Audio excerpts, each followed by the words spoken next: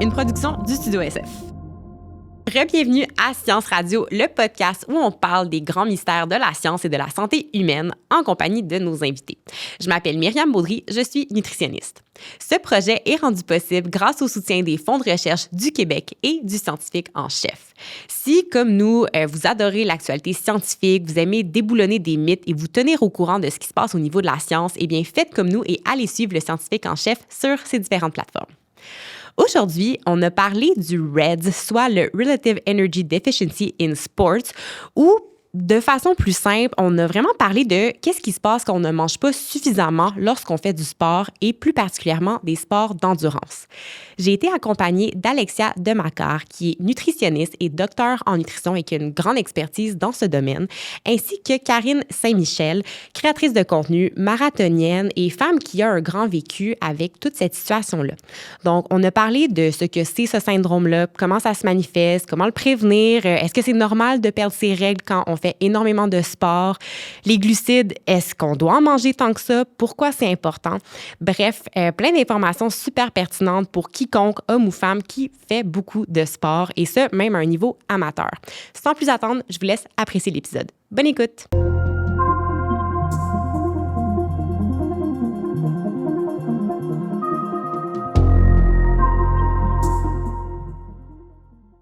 Bon matin, Alexia Demacar, Karine Saint-Michel, comment allez-vous, mesdames? Ça va bien, merci de l'invitation. Ça va, merci. Merci à vous deux d'être présentes aujourd'hui. Alexia, collègue nutritionniste, docteur en nutrition, qui travaille beaucoup avec les athlètes en troubles alimentaires, parfaitement placée, bien experte pour parler du sujet d'aujourd'hui, le REDS. Ta pratique comme nutritionniste, tu as également cofondé Dare to Fuel Performance avec ta collègue Jodie Richardson, qui est psychologue pour former les professionnels de la santé sur le sujet des troubles alimentaires. Donc, bref, une femme très polyvalente qui fait de multiples projets. Est-ce qu'il y a autre chose que tu voudrais ajouter à ce que tu fais? Crème! Mais des fois, elle est qualifiée. Peut-être juste, je pense que c'est devenu ma passion. Honnêtement, dans le fond, ma mission aussi, personnelle, professionnelle, de parler des troubles alimentaires, de parler du REDS, de démystifier, en fait, tout ça.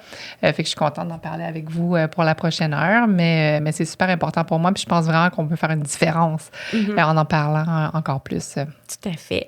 Karine Saint-Michel, créatrice de contenu, femme aussi que j'identifie comme faisant de multiples projets, entrepreneur, marathonienne. On en parlait avant de commencer à enregistrer. Tu as fait ton premier marathon cette année. Tu viens de t'inscrire pour ton prochain, l'automne prochain. Toi, qu'est-ce que tu aimes dire pour te décrire? J'aime souvent relancer la question aux gens parce que des fois, vous apportez des éléments pétillants par rapport à vous, puis j'aime bien ça. J'aime vraiment ça. Marathonienne, j'adore.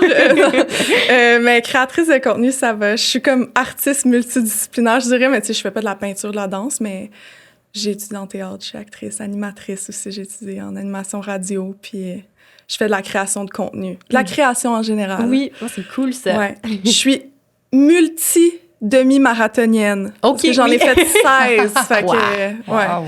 Super, donc vraiment, belle feuille de route. Et je voulais commencer en parlant de ton parcours puis de toi, ce qui t'a amené à t'intéresser à cette thématique-là, parce que c'est quelque chose qui t'a touché directement comme femme, comme demi-marathonienne et marathonienne aujourd'hui. Moi, je t'ai connue après ton passage au Débali en 2017, quand justement tu faisais beaucoup de mannequinat à ce moment-là, puis tu t'étais ouverte par rapport justement au passé de troubles alimentaires, puis pas juste passé, je pense que tu m'avais dit que c'était quelque chose qui t'a suivi un moment, puis bon, venant d'un milieu où il y a beaucoup de pression au niveau de la minceur. Quelle est ton histoire, toi, avec la relation avec ton corps, le sport, et comment le RED s'est arrivé dans ta vie? Quand j'étais mannequin, évidemment, il y a tout le trouble alimentaire là, qui vient avec ça, là, la restriction alimentaire, que tu manges pas pour être mince et tout. Mais après quand je suis sortie d'Occupation Double, j'ai vraiment déconnecté de ça beaucoup, puis j'ai arrêté d'être mannequin, j'étais plus trop, j'ai pris du poids, puis ça me tentait plus de faire tous ces efforts-là que je faisais pour être mince, puis pour ce travail-là. De toute façon, je voulais pas être mannequin toute ma vie, fait que ça fitait bien là, dans tout ça. Puis j'ai commencé à courir quand j'étais vraiment jeune, mais à ce moment-là, j'ai commencé à courir plus. Puis c'est il y a 5 ou 6 ans que j'ai commencé à faire des demi-marathons. Puis je me rappelle que quand j'ai fait occupation double à Bali, j'ai pas eu mes règles pendant tout le temps que j'étais là-bas. Puis ils sont revenus peut-être 3 mois après que je sois sortie. Mais je prenais la pilule. Pas en continu, je l'arrêtais. Fait que je me disais, c'est correct, tu sais, je prends la pilule, c'est à cause de ça. Même si je l'arrêtais des fois pendant 10 jours, mes règles n'arrivaient jamais. Which is déjà bizarre, je pense. Mais moi, je me disais, c'est parce que je prends la pilule. Puis là, après ça, quand j'ai commencé à m'entraîner de plus en plus, c'est arrivé instantané, mes règles arrêtaient. Puis elles arrêtaient principalement pendant la période, je pense, c'est d'affûtage, tu sais, c'est le gros volume qui est comme tout l'été. Fait que j'avais jamais mes règles l'été. C'était comme connu, genre, tout le monde le savait, puis moi, j'étais comme contente, kind of. Les 2 premières années, je dirais que je faisais des plus longues distances, je prenais la pilule. Mais ça a pris vraiment pas longtemps. J'ai arrêté de prendre la pilule parce que j'étais comme, c'est peut-être pour ça que j'ai pas mes règles. Puis j'en avais parlé à ma médecin, puis elle disait, tout est correct. Genre, c'est normal chez les coureurs, ça arrive vraiment souvent, puis t'as pas à t'inquiéter. J'ai arrêté la pilule, puis mes règles sont pas revenues. Fait que je les avais quand même pas, puis c'était... Mais je les avais, en fait, quelques fois par année. Fait que je les avais pas tout le temps. Fait que comme ça, j'étais comme, j'ai pas un problème parce qu'elles arrivent des fois. T'sais. Fait que sûrement que c'est juste que mon corps les skip. C'est ça que je me disais. Genre, j'étais vraiment pas informée là-dessus. Je disais, c'est sûrement que ça l'a skippé ou je m'en suis pas rendu compte. J'ai peut-être saigné un petit peu, puis c'était ça, genre, puis, tu sais, des trucs comme ça. Mais comme, tu sais, on s'en rend compte, là, quand on saigne. Puis là, j'en ai reparlé à mon médecin. J'en reparlais à chaque année, là, à mes rendez-vous. Puis elle me disait tout le temps, non, c'est normal, t'inquiète pas, tu sais. Puis à un moment donné, sur Instagram, je vois une fille, une athlète qui fait beaucoup de courses puis tout, puis elle dit, il était écrit « I don't know who needs to hear this, mais si t'as pas tes règles puis que tu fais de la course, ce n'est pas normal. » Puis là, genre, elle décrit comme elle, qu'est-ce qu'elle vit puis tout, puis j'étais comme « Oh mon Dieu, mais j'ai tout ça. » J'ai tous les mêmes symptômes. Comme moi, je passe ma main dans mes cheveux, tous mes cheveux tombent. Tu sais, j'ai de la fatigue constamment. Je faisais de l'hypoglycémie. Tu sais, j'avais plein de trucs comme ça, puis j'étais comme the fuck? C'est genre, je suis vraiment gonflée. En tout cas, il y avait plein d'affaires que j'étais comme, c'est bizarre. J'avais plein de troubles digestifs, des ballonnements et whatever. Fait que là, j'ai commencé à genre m'intéresser à ça. Puis j'en ai parlé à ma médecin encore. Puis elle me disait, ben non, c'est correct. Elle continuait à me dire que c'était correct. Puis j'étais comme, mais je me suis informée, tu sais, je sais que c'est pas normal. J'ai un problème hormonal, il faut m'aider, Non, c'est correct, tu fais juste vieillir, c'est tout. Fait que j'ai consulté en naturopathie. Puis là, elle a trouvé, tu sais, elle me l'a dit, t'as quelque chose, là, c'est pas normal. Je sais pas pourquoi la médecine normale te dit que t'as rien. Genre, c'est pas normal. Puis aussi, la raison pourquoi je pensais que c'était pas ça, c'est que je me disais, j'ai pas un si haut volume, je suis pas une athlète olympique. Ouais, Alexa, je te vois hocher la tête beaucoup depuis tantôt. Puis, tu sais, Karine, ce que tu dis d'aller consulter un professionnel de la santé qui te dit non, c'est normal, t'es vraiment sportive. Alexa, toi qui collabores avec des médecins, beaucoup d'autres professionnels, est-ce que tu trouves qu'on a cheminé sur cette mentalité-là de venir dire à une femme non, c'est normal que t'aies pas tes règles? Qu'est-ce que ça t'éveille quand t'entends le témoignage de Karine? Je pense qu'on a cheminé, mais plus dans le milieu spécifique du sport. Donc, les médecins sportifs sont beaucoup plus outillés. On en parle plus. Il y a l'Association québécoise des médecins du sport au Québec. Donc, je sais qu'ils sont formés là-dedans. Il y a une plus grande ouverture aussi. Mais c'est sûr que le message ne s'est pas encore rendu, je pense, à tous les professionnels de la santé. Il faudrait que ça fasse partie du cursus scolaire, je pense, pour tous les médecins, évidemment. Je pense, j'ai parlé avec un gars qui étudie en médecine, puis ça semble en faire partie. C'est juste pas présenté de la même manière, puis c'est pas appelé le déficit énergétique dans le sport. C'est comme appeler une autre affaire, puis c'est comme... la triade de l'athlète féminine? C'est ça. Je vais vous en parler. Ouais. Exact. Fait que c'est comme... Puis ce que j'ai compris, c'est que ça, c'est l'extrême. Fait que si t'es pas dans l'extrême, t'as pas une condition. Ouais. Mais comme... Tu sais, si je veux le pas, c'est parce que j'ai un problème, là, clairement. Puis comme... Tu sais, avec le temps... que j'ai pas été traitée, que je comprenais pas, que ça m'a pris 1 an là, avant de retrouver mes règles. Ça a pris vraiment du temps, là, comme normal, là, avec un cycle régulier normal. Là.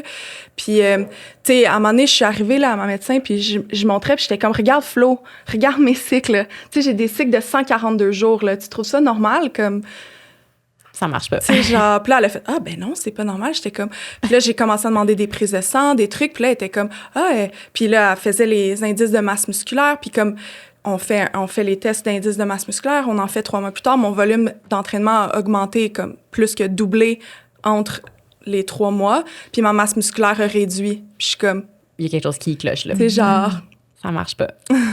Alexia, veux-tu définir justement, spécifiquement, qu'est-ce que c'est le REDS et peut-être la distinction justement avec la triade athlétique féminine dont on entend beaucoup parler. Même moi, je me souviens quand j'ai fait mes études en nutrition, on a parlé du REDS, mais on a beaucoup plus parlé de la triade athlétique féminine. Exact. En fait, si on remonte dans le temps, déjà dans les années 80, au niveau scientifique, on avait comme identifié qu'il y avait un lien entre la fonction menstruelle, fait que les athlètes féminines qui n'avaient pas leurs règles ou un cycle menstruel irrégulier, comme tu le mentionnais, puis un lien avec la densité minérale osseuse. Fait que ça, c'est dans les années 80, on savait qu'il y avait quelque chose qui clochait à ce niveau-là.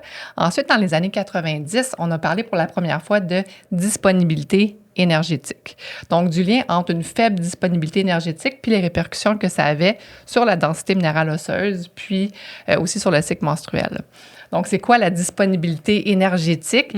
En fait, souvent, la façon dont j'explique aux athlètes, c'est quand on regarde tout ce qu'un athlète consomme, mange en termes d'énergie, puis qu'on enlève tout ce que lui coûte son activité physique, encore une fois, en termes d'énergie, puis on regarde ce qui reste.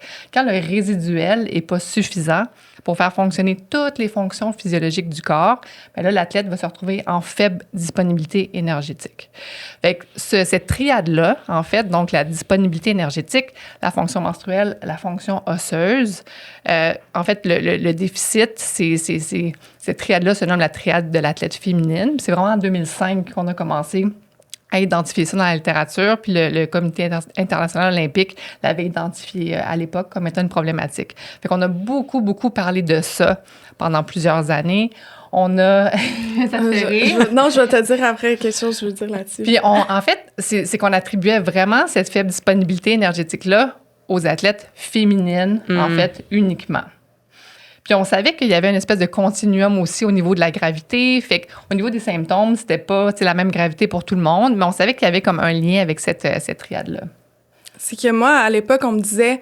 Ben à l'époque, là, il y a 1 an et demi, là, ça fait pas si longtemps que j'ai retrouvé mes règles, là, ça fait 1 an. Là. Il y a peut-être 1 an et demi, 2 ans. Là, on me disait que les calories que je prenais, fallait que que je mangeais, ce soit les calories que je dépense, comme en sport. Fait que si... tu sais, mettons, le métabolisme de base, là, c'est comme s'il n'existait pas. Ouais. Fait que, c'est ça. Fait que, tu sais, comme... Oui, puis c'est bon de se rappeler justement que oui, on dépense de l'énergie, mais même si quand on est dans le coma, là, ben on a besoin d'énergie quand même parce qu'il faut que nos autres fonctions vitales du corps puissent fonctionner puis être assurées quand même. Donc, il y a l'énergie, oui, pour soutenir la pratique sportive, mais après, soutenir toutes les autres fonctions du corps, dont la reproduction et le lien avec le cycle menstruel. C'est ça. Fait que si je continue ma ligne du temps, en fait, avec les années, on s'est rendu compte d'une part que ça affectait pas juste l'athlète féminine, cette faible disponibilité énergétique-là, et ça affectait pas juste la fonction osseuse puis la fonction menstruelle. Fait que c'est en 2014 que Dr. Mountjoy, qui est en fait une Canadienne, c'est une médecin, en fait, qui travaille avec nos athlètes canadiens, on est chanceux, qui a vraiment initié ce concept-là de REDS, Relative Energy Deficiency in Sport. Donc, ce qu'ils ont voulu mettre en lumière, d'une part, c'est le fait que ça affectait toutes les fonctions physiologiques du corps, mais aussi les fonctions liées à la performance. Fait que c'est la première fois qu'on nommait que c'était pas juste au niveau de la santé, mais qu'il y avait des répercussions pour la performance. Puis là, on parle beaucoup plus aux athlètes, puis on parle plus aux entraîneurs, puis on commence à justement indiquer le fait que ça va éventuellement répercussionner la performance négativement. Puis, on a aussi justement identifié le fait que c'était présent chez les athlètes masculins. Donc ça, c'était en 2014. En 2018, il y a eu comme une mise à jour, un petit peu une précision par rapport au consensus. On a l'image, là, si vous avez déjà regardé un petit peu le REDS en ligne, c'est vraiment associé comme à une espèce d'image où on a au milieu la faible disponibilité énergétique. Puis là, toutes les sphères physiologiques qui sont affectées. Puis ce qui est intéressant, mais ce qui rend ça aussi complexe, c'est que c'est pas tous les athlètes qui vont avoir les mêmes fonctions physiologiques qui vont être affectées aussi. Fait que ce sera pas tous les mêmes symptômes qui vont être présents, en fait, chez tout le monde. Et la performance sera pas affectée au même moment non plus pour chacun. Puis après ça, en 2023, on a eu finalement la dernière mise à jour du consensus. On l'attendait depuis longtemps. Donc, qu'est-ce que ça met en lumière? La première chose, c'est qu'en 10 ans, il y a eu énormément d'études qui sont sorties, beaucoup par rapport à la prévalence. Fait que là, on a identifié que ça touchait tous les sports. Fait qu'on pense souvent, à tort, que c'est les sports, c'est la gymnastique, le patinage artistique. Les coureurs, en fait, c'est tellement prévalent chez les coureurs. C'est ça, c'est pour ça que ma médecin elle disait, oui, c'est vraiment commun chez les coureurs, t'inquiète pas. Elle me disait c'est ça. commun, mais c'est problématique. Ouais, On a aussi mis en lumière le fait qu'il y avait une grande variabilité au niveau de la réponse individuelle, c'est-à-dire que les athlètes vont répondre différemment justement au seuil de faible disponibilité énergétique. Fait qu'il y en a qui vont être plus sensibles, d'autres un peu moins. Ils ont aussi mis en lumière l'importance des glucides. Ouais. Fait que pour certains athlètes, c'est pas juste une question de manger suffisamment, mais c'est aussi de combler ses besoins en glucides. Fait que ça, c'est super, super intéressant. Puis le dernier point, c'est le lien avec le surentraînement. Fait qu'on s'est rendu compte que pendant des années, on a beaucoup, beaucoup étudié le surentraînement. Souvent, tu sais, la façon de le traiter, bien, on réduisait l'entraînement, tu sais, à ce moment-là. Mais quand les chercheurs se sont intéressés à aller vraiment refouiller toutes les études de surentraînement, on s'est rendu compte que beaucoup, en fait, de ces diagnostics-là avaient été émis un peu à tort parce qu'en fait, il s'agissait de faible disponibilité énergétique chronique. Donc, de cas de syndrome de RED-S. Puis, tu sais, toi, Karine, tu disais, j'ai pas un assez haut volume d'entraînement. C'est ça. Mettons qu'on donne une idée, ton volume de course à ce moment-là, ça ressemblait à quoi? C'est à peu près 6 fois par semaine, 5 à 6 fois par semaine. Mais moi, j'ai 2 chiens, puis fait que je marchais beaucoup mes chiens, puis ça, personne ne le considère jamais dans l'activité physique. Mais tu sais, quand tu marches tes chiens 1 heure à 1 heure et demie par jour, puis moi, j'ai des borders, là, ça marche. Là. Tu sais, c'est pas genre une petite marche normale, là, c'est quand même une marche.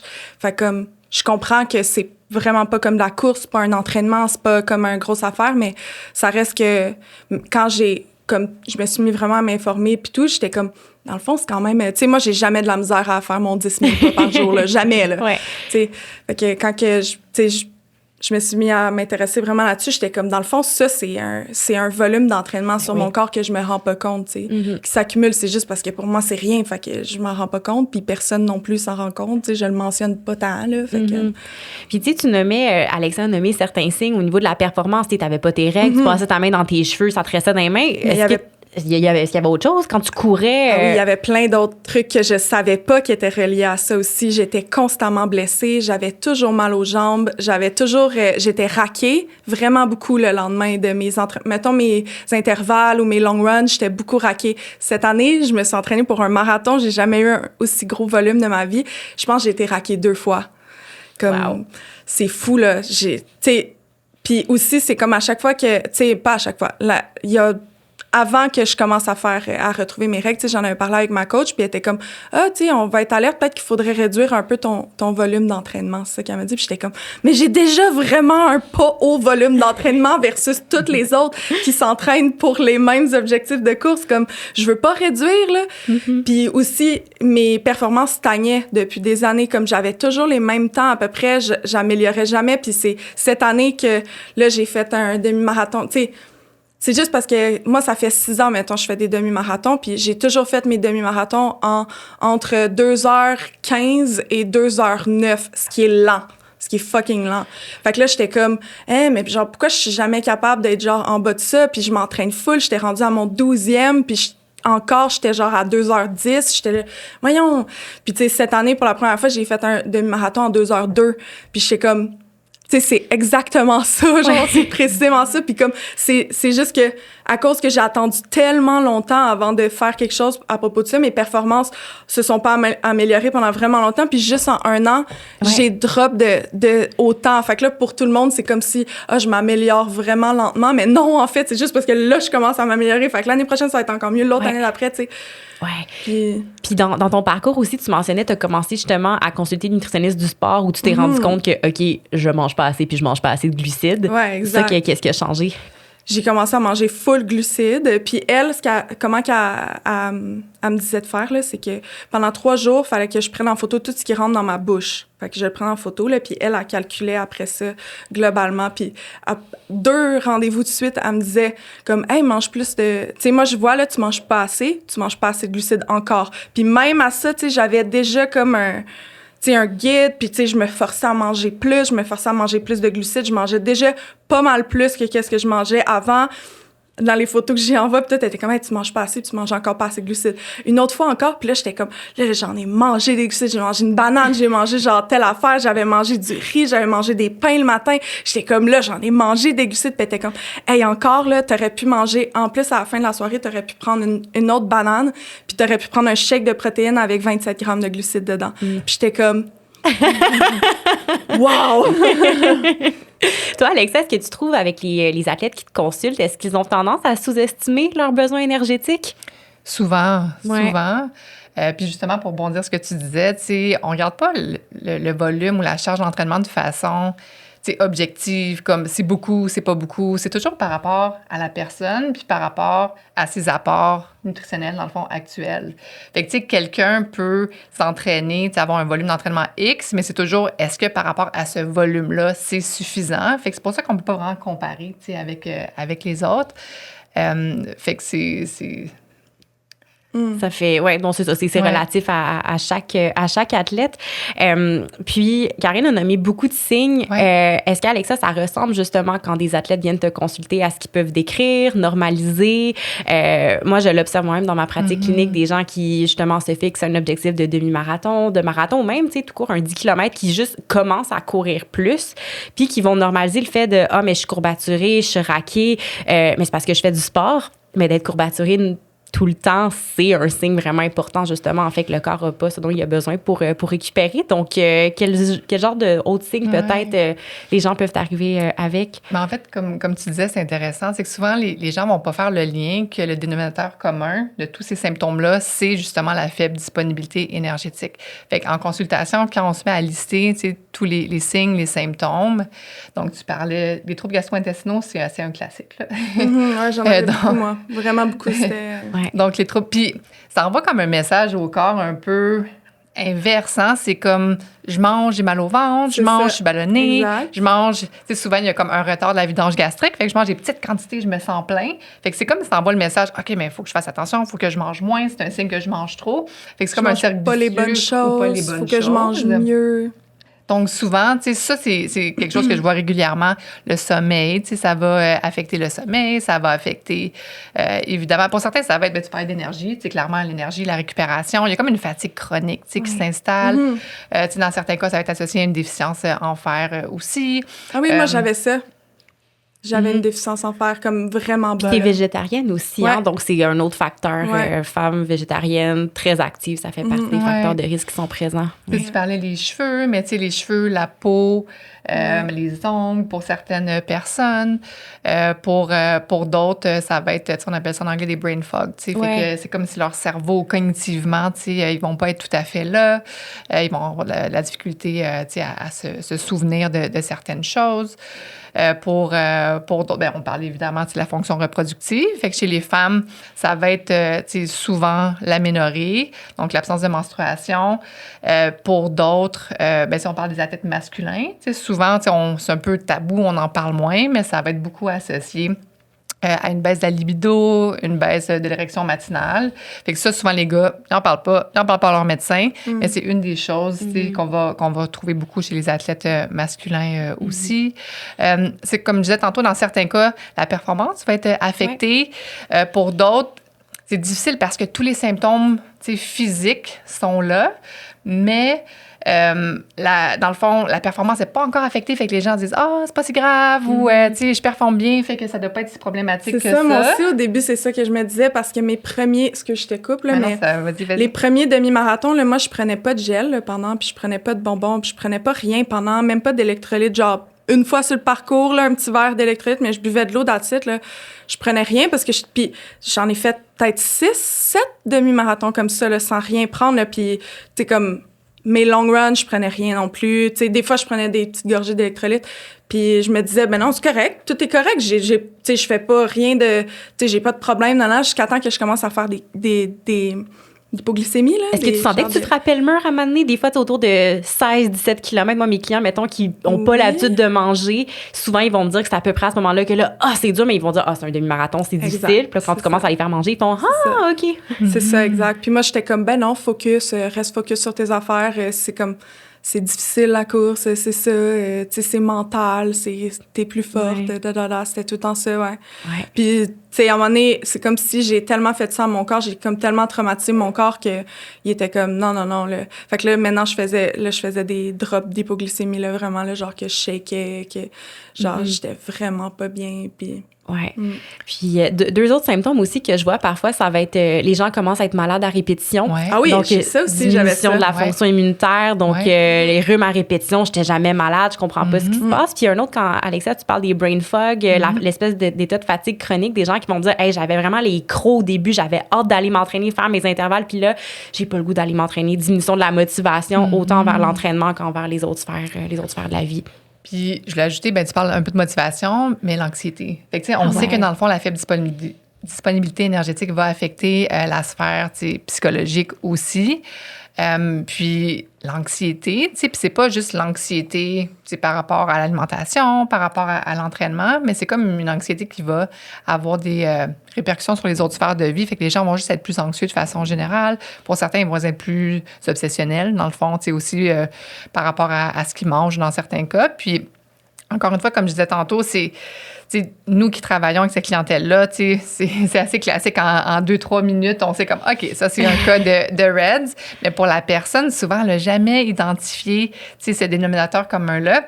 Puis des fois, ils vont voir leur médecin, puis ils vont juste comme souligner 1 ou 2 symptômes. Puis des fois, ils vont même aller comme en gastro pour leurs troubles gastro-intestinaux. Ils ont des migraines, des maux de tête. Ils vont aller chez le neurologue. Mais au bout du compte, là, c'est vraiment cet état-là où il faut renourrir la personne. Puis un point que je voulais peut-être mentionner tantôt, je l'ai pas fait, c'est super ton passé de trouble alimentaire, puis à quel point comme les symptômes sont survenus rapidement dans ton parcours là, quand tu as commencé à courir plus.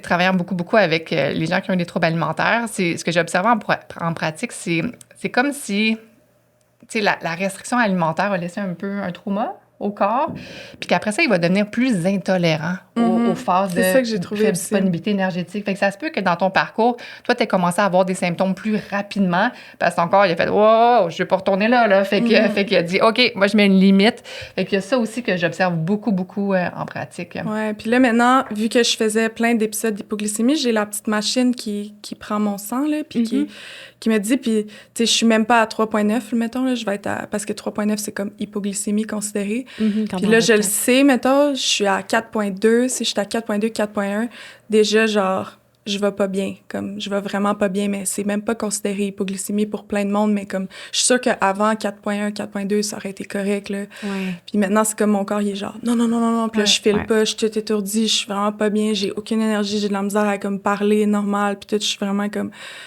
tu sais. Fait que ton corps réagit vite. Puis, Alexia, quand tu parlais justement que l'effet au niveau de la performance, des fois, on le ressent pas tout de suite. Je lisais aussi que justement, l'effet de la faible disponibilité énergétique, c'est un stress pour le corps.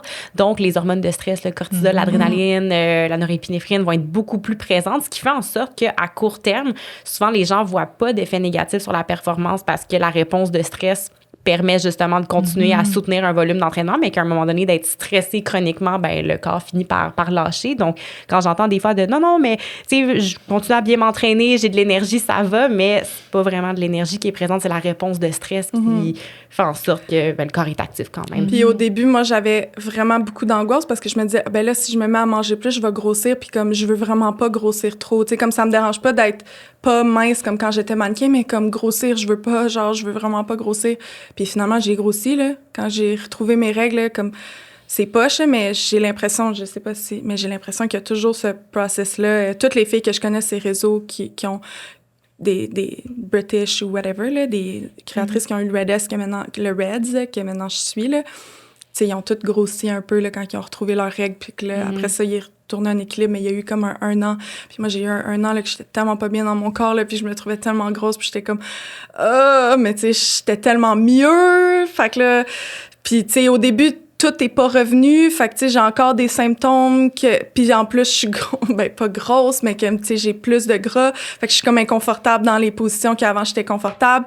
Puis, j'ai encore des symptômes qui sont pas 100% rétablis. Fait que là, je suis comme, jusqu'à temps que, tu sais, maintenant, j'ai plus ces symptômes-là. Puis, mon poids est revenu normal, tu sais. Ouais. Alexia, est-ce que tu vas en parler? C'est souvent une question en trouble alimentaire qui arrive quand il y a une perte des règles. Ben là, j'ai peur de reprendre du poids, mais est-ce que c'est essentiel pour retrouver mes règles? Ben en fait, la perte de poids, ben c'est pour rebondir un petit peu avant sur ce que toi, tu disais, tu sais, Myriam, les gens vont quand il n'y a pas de trouble alimentaire ou d'anxiété alimentaire ou d'anxiété par rapport au changement corporel qu'ils présentent, souvent les gens vont être beaucoup plus, je ne vais pas dire ouverts, mais ils vont déclarer comme tous leurs symptômes beaucoup plus facilement, vont accepter plus facilement que, OK, je sais ce que j'ai, je vais juste manger plus, puis tout va se régler. Il n'y aura pas vraiment de déni par rapport, ou de rationalisation ou de normalisation par rapport aux symptômes. Ça, c'est très caractéristique trouble alimentaire. Ah non, mais je suis fatiguée, mais je dors pas bien, ou je vis une période difficile, ou j'ai tel symptôme, mais j'ai changé mon shampoing pour mes cheveux, fait que ça doit être pour ça que je perds mes cheveux. Ça, c'est très typique trouble alimentaire, puis ça fait partie, c'est le déni qui est normal dans ce contexte-là. Mais c'est pour ça que le traitement est le même dans un contexte de REDS, puis on pourra parler un petit peu de comment, les différentes causes ou les différents facteurs de risque. Puis, au bout du compte, ce qu'on veut pour sortir de cet état-là, c'est de réduire cette faible, l'écart ou cet état de faible disponibilité énergétique-là. Fait que pour y arriver, ben oui, il faut qu'on mange plus et ou qu'on diminue la charge d'entraînement. C'est sûr que quand on travaille avec des athlètes, ben on préfère toujours augmenter l'alimentation puis pas diminuer l'activité physique. Mais dans certains cas, on va leur expliquer les différentes options. Puis si on n'est pas capable d'y arriver juste avec l'alimentation, ben ça se peut qu'on doive diminuer un peu aussi la charge d'entraînement selon les situations. Mais quelqu'un qui est en faible disponibilité énergétique, qui a perdu du poids à cause de son entraînement avec les années, ben nous, on va dire qu'il est comme en situation de sous-poids pour son propre corps ou on n'a pas le choix, en fait, pour rétablir toutes ces fonctions physiologiques-là, de donner plus d'énergie au corps. Fait que si ton poids, ton corps était en sous-poids, ben c'est sûr que ça va impliquer un gain de poids. Mais Myriam, tu as suivi plusieurs de nos formations. On parle souvent du petit bateau de styromousse, mais souvent, c'est l'analogie qu'on va utiliser, que moi, j'utilise avec les athlètes, mais qu'on utilise dans le traitement des troubles alimentaires. Mais on a tous un poids naturel, c'est un poids où le corps se sent bien, se sent confortable. Fait que c'est comme un petit bateau de styromousse, en fait, qui flotte sur l'eau. Puis, il y a des vagues. Fait que des fois, c'est un petit peu plus élevé, des fois, c'est un petit peu plus bas. Puis c'est tout à fait normal, ces fluctuations-là. Par contre, quand on n'aime pas, dans le fond, ce poids-là, parce qu'on fait du mannequinat, parce qu'on a une pression au niveau sportif ou peu importe, une insatisfaction corporelle, puis qu'on décide de prendre le bateau de styromousse puis de le pousser en dessous de l'eau, ben là, il faut le tenir. Hein? Puis le tenir, c'est les préoccupations qui viennent avec. Puis si on arrête d'y penser, il va remonter. Fait qu'il faut toujours qu'on y pense, il faut toujours qu'on calcule puis qu'on soit sûr de tenir notre petit bateau. Dans un processus où on veut se libérer de ces préoccupations-là, dans un processus où on veut justement sortir de cet état de faible disponibilité énergétique-là pour que tous nos symptômes disparaissent, bien, notre travail en nutrition, entre autres, c'est de ramener le petit bateau à la surface de l'eau. Fait que ça, c'est vraiment, vraiment épeurant, mais souvent, la peur qui est encore plus présente, puis tu peux me corriger si je me trompe pour ton cas, mais souvent, les gens, quand ils commencent à lâcher prise sur le petit bateau, je dis, est-ce que tu as peur qu'il revienne à la surface de l'eau ou tu as peur qu'il se transforme en fusée puis qu'il aille dans l'univers puis que là, tu perds le contrôle total sur son poids? Puis souvent, c'est plus ça, les gens ont peur, de ne pas savoir où ils vont retourner, dans le fond, après. Mais le processus, se fait très lentement, mais c'est sûr qu'un rétablissement de REDS chez quelqu'un qui a eu un trouble alimentaire ou qui a un trouble alimentaire va être plus graduel. On va augmenter l'apport alimentaire plus graduel parce que la personne fait face à beaucoup d'anxiété et de peur. Fait qu'il faut comme travailler toutes ces peurs-là pour le ramener tranquillement. Mais oui, ça va impliquer souvent un gain de poids. Mais il y a une autre affaire aussi que je me disais que j'avais pas le REDS, c'est que des fois, je mangeais des desserts, genre. Puis des fois, j'allais au resto, puis je mangeais, whatever. Puis des fois, j'étais en voyage pendant plusieurs jours de suite, comme je checkais pas trop mon alimentation. Fait que je me disais comme, j'ai pas ça non plus, parce que sinon, je serais en restriction calorique, comme tous les jours, tout le temps, comme de même. Fait que, c'est une autre raison pourquoi. Puis aussi, il y a un autre enjeu quand j'ai tout découvert ça, puis que j'ai commencé vraiment à m'informer, puis à consulter, puis tout. C'est que moi, manger pendant la course, c'est vraiment difficile, tu sais. Puis j'ai vraiment de la misère à avaler, surtout après comme 1h10 de course. Puis tu sais, on s'entend, je m'entraînais pour un marathon, puis je fais des demi-marathons tout le temps, fait que j'ai des longues distances à toutes les semaines. Tu sais, plus que 1h10 toutes les semaines. Ouais. Fait que, tu sais, avaler de la nourriture ou, tu sais, whatever quoi, sauf de l'eau puis du liquide, c'est vraiment difficile, mais comment avoir être capable d'avoir assez de glucides pendant tes entraînements juste en liquide, c'est vraiment difficile. Sinon, tu vas pisser non-stop. Ouais. Fait que c'est comme tellement tough. Puis aussi, une autre affaire, mon père, il est pareil. Après l'entraînement, moi, j'arrive pas à manger comme pendant 1, 2, même des fois 3 heures, 3 heures et demie après mon entraînement. Il y a rien qui rentre. C'est comme genre bloqué. Fait que même chose, ça aussi, ça me... Oui, ça, c'est l'effet anorexigène post-exercice, ou même si le corps a des besoins énergétiques, la sensation de faim est inhibée. Puis ça, c'est très fréquent, justement, dans les heures qui suivent l'entraînement. Genre, ça avale pas, là, ça roule dans la bouche. Genre. Tu sais, ce que tu nommes là, c'est des barrières super fréquentes pour beaucoup de gens. Fait que, tu sais, c'est des choses, nous, en nutrition, on a plein de stratégies, on a plein de trucs, tu sais, mais faut, comme je dis aux gens, c'est pas parce que, tu sais, ton corps, à ce stade-ci, n'est pas capable de tolérer, tu sais, les glucides ou, tu sais, il y a cette incapacité-là à en ingérer qu'on le fera pas, parce que ton corps, dans le fond, il en a besoin. Fait que c'est pour ça que le message, c'est juste de dire, on a des solutions. Ouais. Mais c'est une barrière super fréquente pour beaucoup de gens. Puis ça, justement, parlant de solutions en nutrition quand tu as consulté, puis là, tu manges à l'entraînement, qu'est-ce que tu as mis en place que maintenant ça fonctionne? Ben là, j'ai pas encore la bonne stratégie de marathon, this is for sure, parce que moi, j'ai fessé le mur à 27 km à mon marathon, puis genre, j'ai vraiment de la misère, parce que j'arrivais plus à manger, mais j'ai réussi à manger jusqu'à comme 1h30 à peu près, mais après ça, il y avait plus rien qui rentrait, puis j'avais pas tous les trucs. Mais du liquide, là, des électrolytes, puis mettre 2 scoops au lieu de 1 dans la même quantité pour en avoir plus, des trucs comme ça, mais tu sais, la nutritionniste, elle n'est pas chez moi à côté. Ouais. Elle me le répétait. Fait que oui, j'essaye. Puis tu sais, mettons, je vais être comme, cette semaine, je l'ai vraiment bien faite. Puis après ça, c'est pas ça. Puis tu sais, aussi, l'affaire qui m'a vraiment aidée avec elle, c'est qu'elle augmentait les quantités de glucides comme tranquillement. Puis moi, je suis comme je faisais tu sais, j'avais un petit plan, là, puis mes repas, c'est quasiment tout le temps les mêmes, là, puis j'ai la même affaire, je suis comme dans mes habitudes. Fait que, tu sais, elle rajoutait des, tu sais, mettons, au lieu de prendre un quart de tasse de riz, prends un tiers, puis après ça, 3 semaines après, prends une demi-tasse maintenant, puis, tu sais, des trucs de même. Puis moi, je suis vraiment cartésienne sur ces affaires-là, fait que j'avais vraiment besoin comme des guides, genre, telle journée, il faut que tu me dises quoi manger, telle journée, comme de telle manière, tel genre de quantité ou des trucs comme ça. Je mangeais jamais de collation avant l'entraînement. J'ai commencé à faire ça comme dans les 30 minutes avant de partir à courir. Je mange toujours quelque chose. Genre, généralement, c'est une compote de bébé ou une banane ou genre quelque chose de même. J'ai jamais fait ça avant. Puis l'autre affaire qu'elle a ajoutée aussi, que j'ai l'impression que c'est le game changer, c'est de toujours boire un shake de protéines avant de me coucher. Fait qu'il y a des carbs dedans, puis il y a des protéines dedans. Puis on dirait que quand j'ai commencé à faire ça, ça a pris même pas, genre, ça a pris peut-être 1 semaine, là. Comme, j'étais plus raquée, j'avais plus mal aux jambes, genre, c'était fou, là. La récupération était immédiate, genre, j'ai pas été blessée de l'année.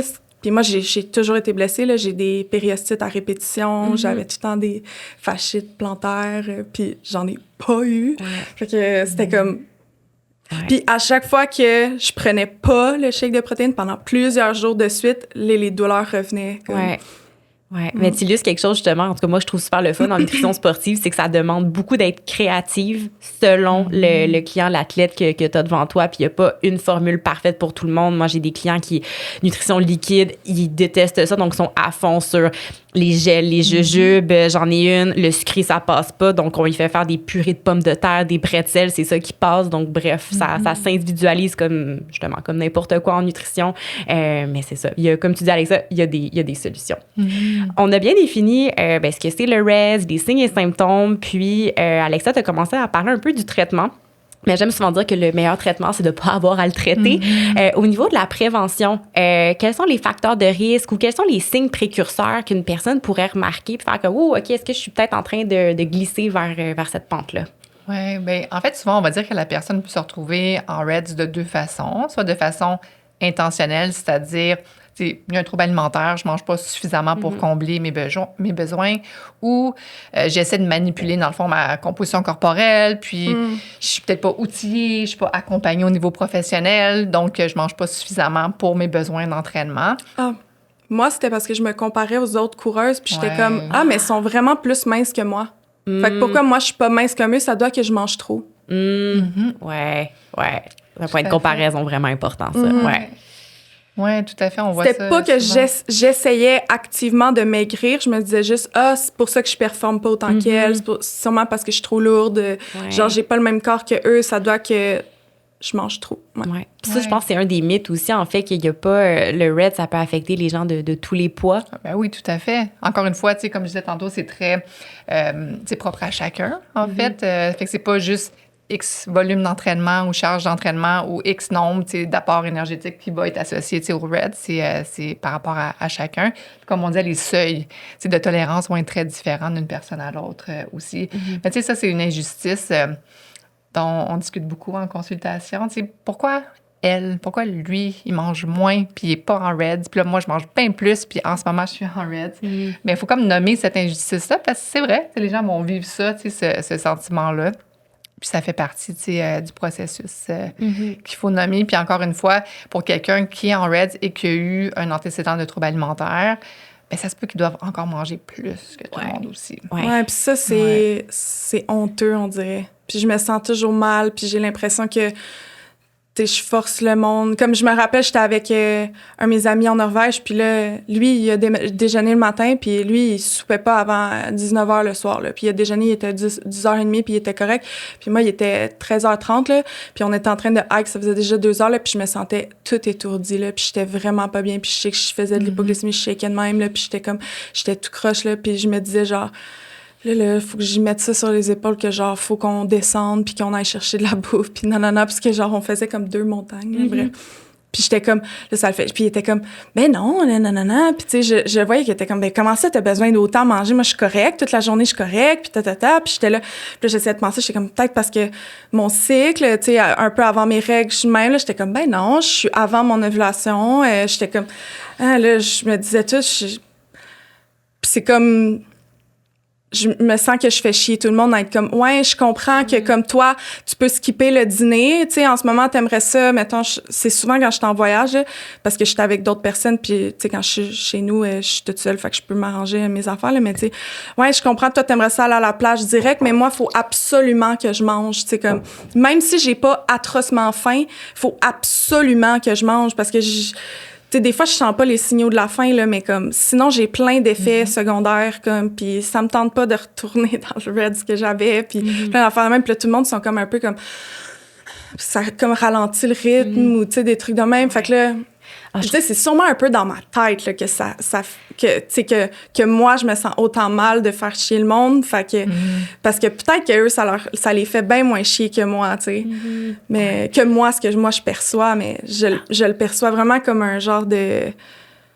moi, je suis compliquée, moi, je suis difficile, puis, fait que, tu sais, ça m'est arrivé des fois de faire juste comme, je vais skipper, tu sais, fait que, tu sais, encore, puis je suis sûre que ça va encore m'arriver l'année prochaine, là, tu sais, c'est pas 100% réglé, mais j'essaye de plus m'affirmer, puis de plus le dire, puis d'être comme, ouais, mais tu sais, puis c'est pas la bonne technique, là, mais on dirait que ça m'aide à me déculpabiliser, là, mais genre, tu sais, moi, j'ai eu le RED, genre, fait que si je mange pas, ben j'ai des gros problèmes. Toi, non, comme, tu sais, c'est différent. Toi, tu t'entraînes pas pour faire un marathon, comme, tu sais, t'as pas un haut volume d'entraînement comme moi, fait que peut-être que tu le sens pas, toi, tu sais, ou toi, c'est différent, peut-être que ton corps, il est différent, moi, non, comme, j'essaie de, genre, le justifier, puis tout, puis...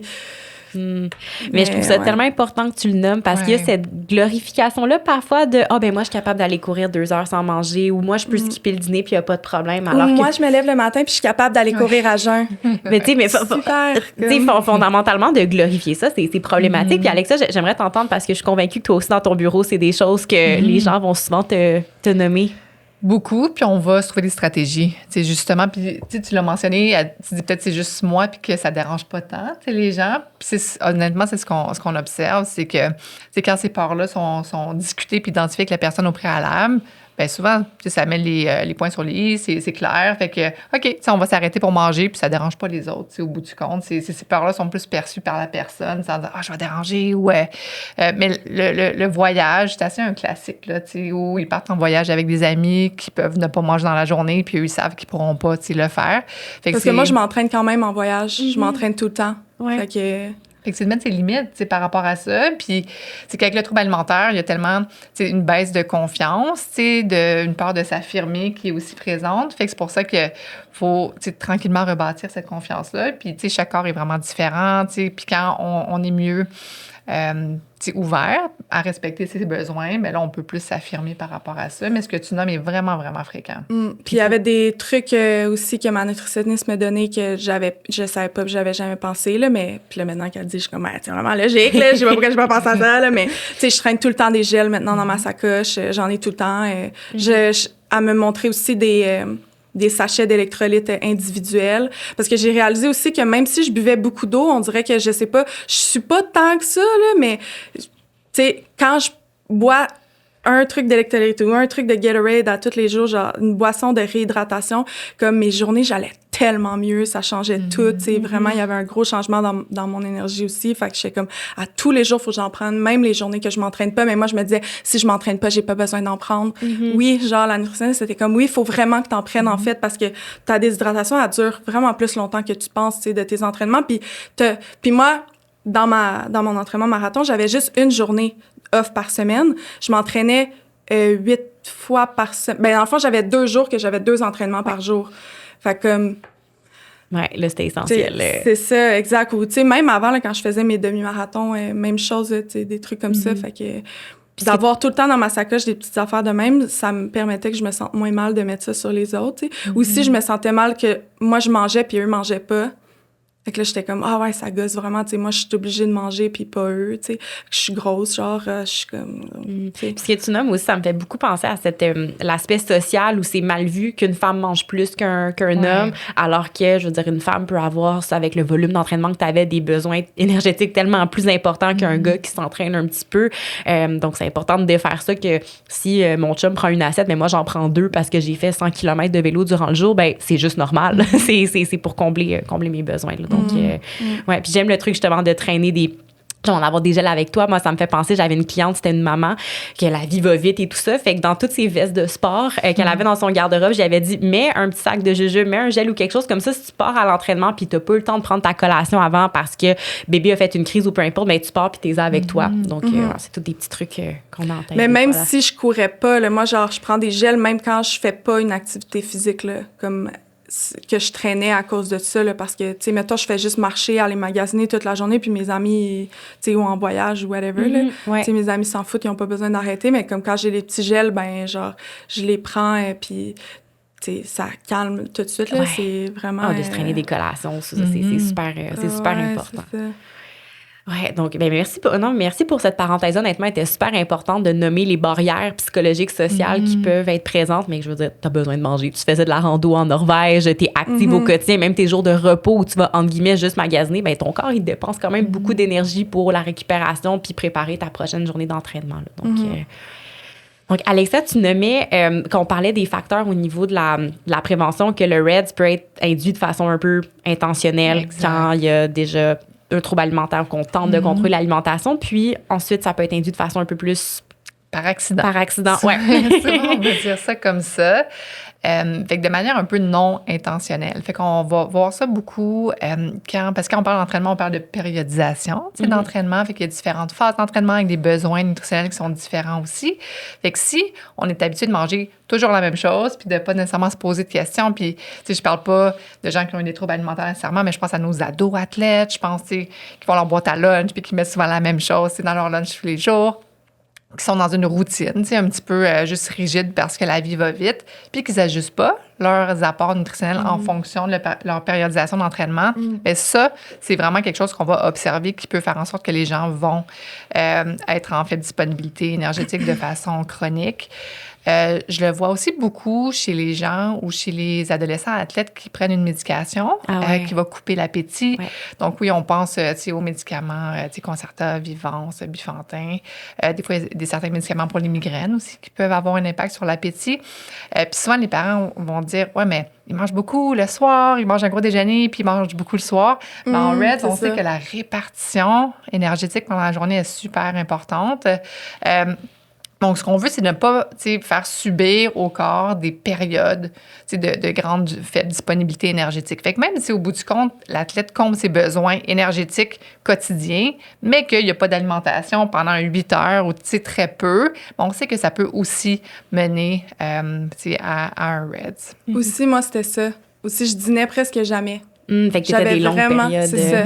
J'avais ça aussi comme difficulté. Ouais, puis on se rend pas compte aussi de se dire ah non mais OK, j'ai skippé le dîner parce que peu importe, je suis occupée, j'avais une réunion, mais après quand on regarde nos besoins énergétiques, nos besoins en protéines, en glucides, après d'arriver sur un repas complet puis essayer de tout manger ça, puis si déjà justement tu mangeais pas suffisamment au niveau du système digestif, ben là de manger l'équivalent de 2 repas, ça fait un cocktail Molotov qui fait en sorte que tu te sens super pas bien. Ouais, c'est pour ça, c'est une des raisons aussi, je me disais, ben là, je mange quand même, là. Je mange pas tant que ça, là. Je mange quand même, là, me semble, là. Je suis pas genre anorexique, là. Tu sais, je me disais ça aussi, tu sais, à cause de ça, mais dans le fond, c'est que je faisais des tellement longues périodes, des fois, sans manger que... Ouais.